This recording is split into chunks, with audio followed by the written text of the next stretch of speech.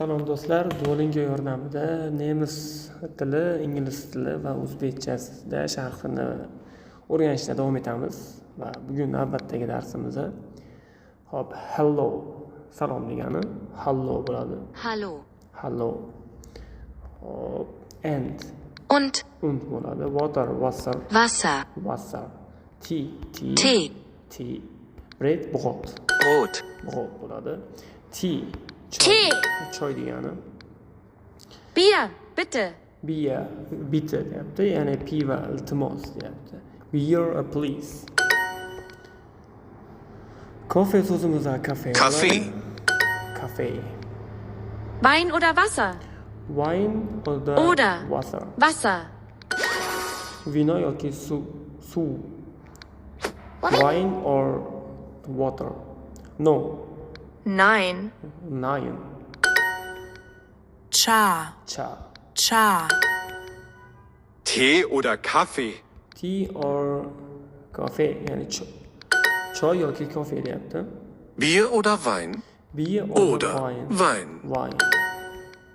Va.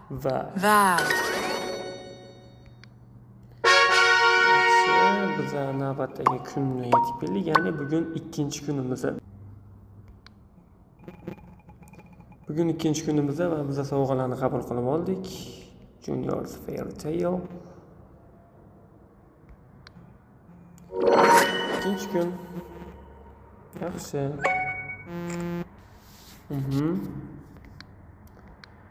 Hop, yana bitta mashq ishlab qo'yamiz. Ketdik. Hello. Bread, brot degani, oder degani, bye degani Tschüss.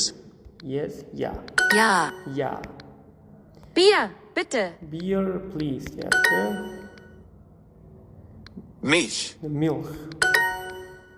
Wein oder Wasser? Wine or water deyapti. Mana gaplarimizga o'xshash. Hallo.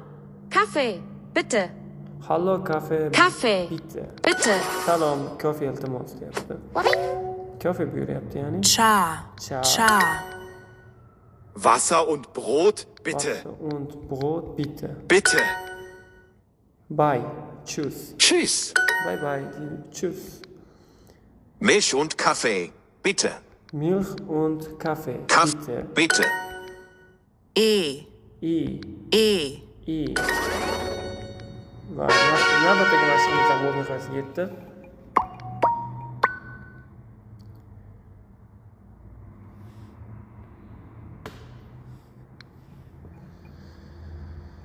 Va bizda bir nechta tasqlarni bajarib qo'ydik. Video foydali bo'ladigan umiddaman. Keyingi videolarda ko'rishguncha xayr salomat bo'linglar.